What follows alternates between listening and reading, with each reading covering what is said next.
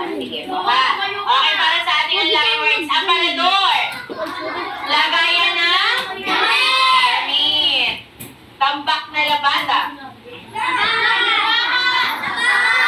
Nalagahan. Nakangangalay. Okay. Si teacher dyan kanina ay nasa bahay. Ngayon, may kukunin ako sa tuktok ng aparador. Itaas natin ang kanang kamay.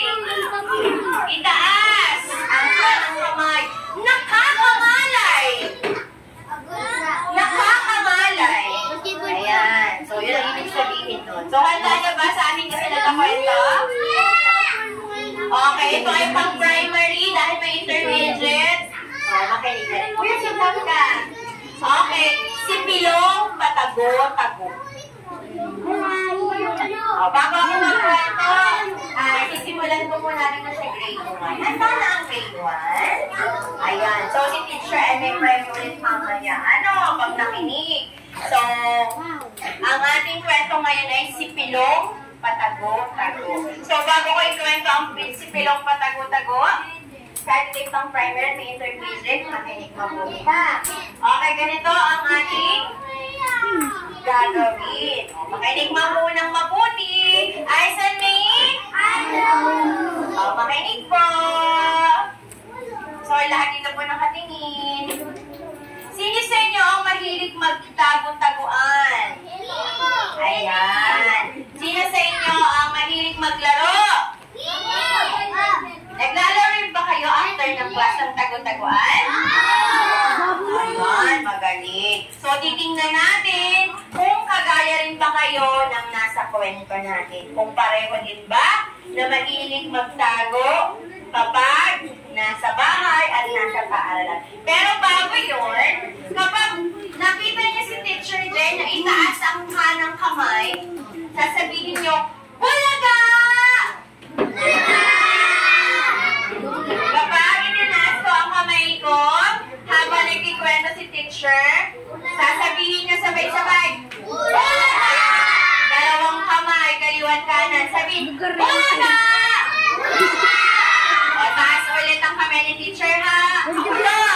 Pag tinaas ko, ibig sabihin, command yun na kailangan nyo Bulaga! Okay. So, basahin natin si Pilong patago-tago. Kwento ni Chris Canon at Bumigileo Alvarado. Dali na? Pag tinalo ko yung Ayan. atunan.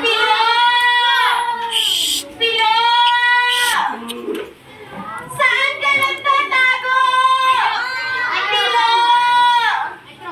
Pilo! Pumasok ka na sa bahay. Maligo ka na, anak. Kanina ka pa naglalaro sa labas.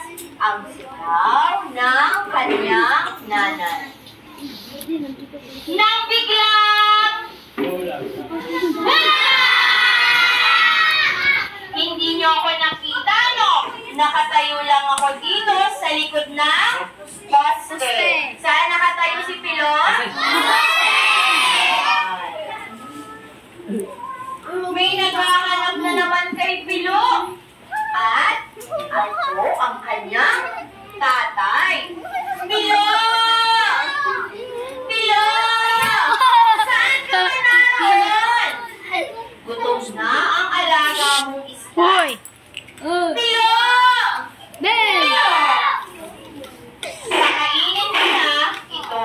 At papasok na ako sa opisina at tawag ng tatay.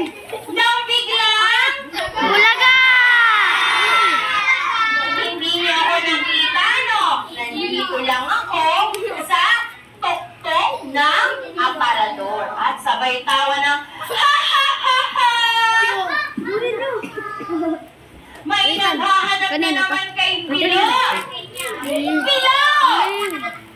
Pilo! Saan ka na naman nagsuot? Sabay-sabay tayo. Pilo! Lumabas ka na. Malamig na ang tanghalian mo. Kanina pa nasa mesa. Nang biglang hindi mo ako nakita, no? Narito lang gala-gala. Ha ha ha ha! Narinig ka dun. Narinig ka dun.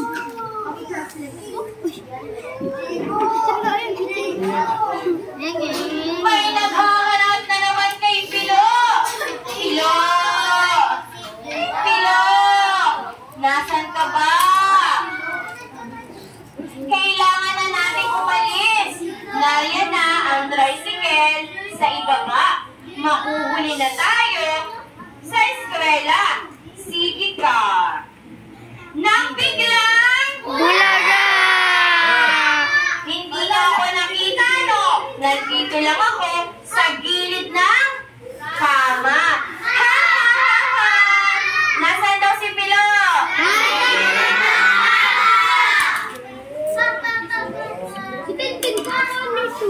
Dumating na si Pilo galing eskwela.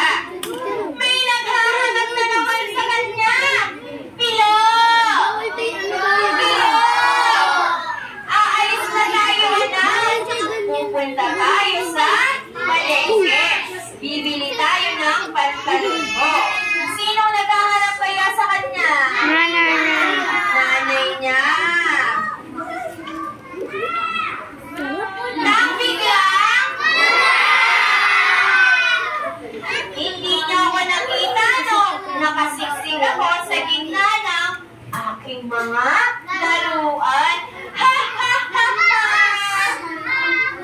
Nakarating na sila sa palengke. Hinahanap na naman si Pilo ng kanyang nanay. Pilo! Pilo! Nakapili na ako ng pantalon mo. Pilo, halika na. Isukat mo kung kasya ito sa iyo. Pilo! Pilo! Nasaan ka ba talaga? Nag-aalala ang kanyang ina.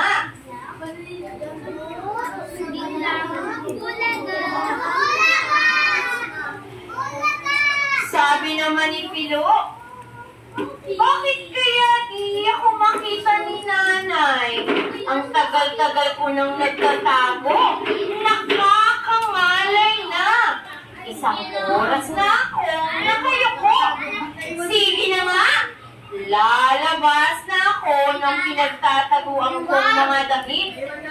Ngunit, paglabas niya, wala siyang nakitang anino ng kanyang ina.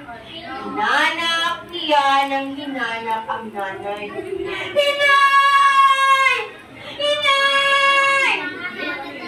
Umiiyak na sumisigaw ng inay. Si Pilo pala ay nawawala na sa palengke at iyak ng iyak.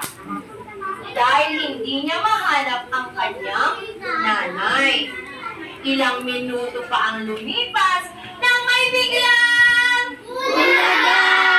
Ang nanay na niya ang nagbulaga sa kanya. Nandito na si nanay. Akala mo hindi kita makikita. Halos maluha-luha na rin ang kanyang nanay. O sige na anak, tahan ka na. Nandito na si nanay. Kaya sa susunod ha, huwag ka nang magtatago kung saan-saan. At dito nagtatapos ang kwentong si Pilo Patago sa Pilo. Okay, yes!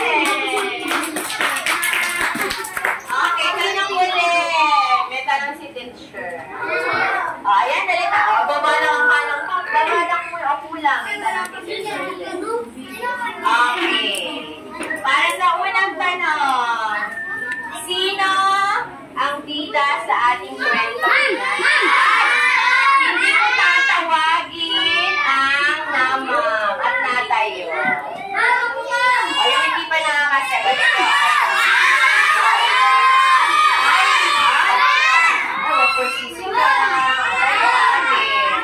O sabihin mo sa pangungusap.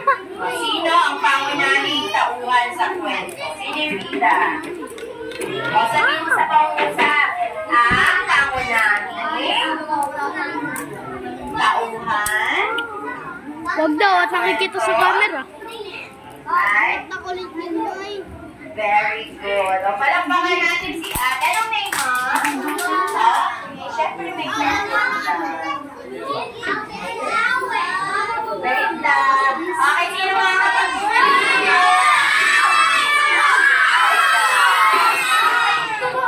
Mamaya dyan naman ako tatawa. Okay. Marami mo bang ulitin ang sagot ni... Ano pangalan natin? Robby. Marami mo bang ulitin? Sino ang pangunahing tauhan sa kwento? Natapos.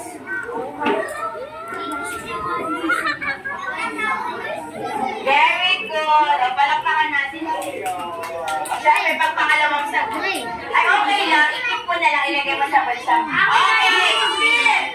Pangalawang tanong. Ay, doon ako sa likod.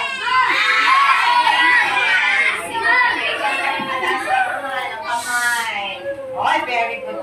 Ikaw ang ating peace officer. Tawayin mo sila. Sige, anong pangalan mo naman? Ikaw si Azalea Johanna Quinley. Ang haba naman. Azalea, ang tanong ni Teacher Jen. Sino? Bakit kaya hinahanap ng mga kasama sa bahay si Pilo? Ano ginagawa ni Pilo? Yun, very good, Jocelea. Si Pilo ay Si Pilo ay ano? Nagtatago. Balik ko sa pasto. Sino mga kabag-uli? Bakit kayo? Pagkulang ko. Sige mo na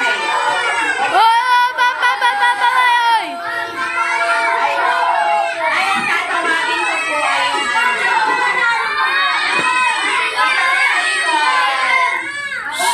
yung tahimik yung aking tatawagin. O bakit kaya nagtatago bakit kaya hinahanap ng mga kasama si Pilo sa kanyang bahay? Anong ginagawa ni Pilo? Bakit kaya? O diba, tatawagin ko yung Bakit? Bakit kaya tinatawag? Bakit kaya hinahanap? Dito tayo. May help ka. Mamaya yung dito tayo. Mga nakaupo yung tatawagin ko. Ay, kuya. Bakit kaya? Si kuya. Ito na nasa. Ayan. Kuya, bakit kaya hinahanap ng mga kasama sa bahay si Pilo? Anong ginagawa ni Pilo? Si Pilo ay? Very good. O, palakpakan natin si kuya. Okay na. Nandito yung prize. Wait, at pala dinadala ko na. Ang kuya, kuhain na yung premium. Okay.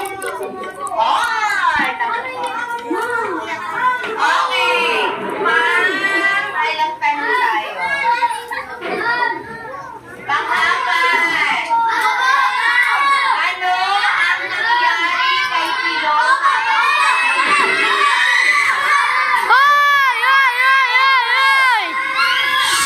Ay, hindi po ako tatawag bagay po nasa unahan. Iikot ako. Ayan, naka-purple. Lumabait sila doon. Yung naka-purple. Magdadala na ako ng pen. Baka tama yung sagot niya. Okay, yung naka-purple dun sa huli. Hindi ko tatawagin yung maingay. Another yung question. Okay, English. Can you stand up?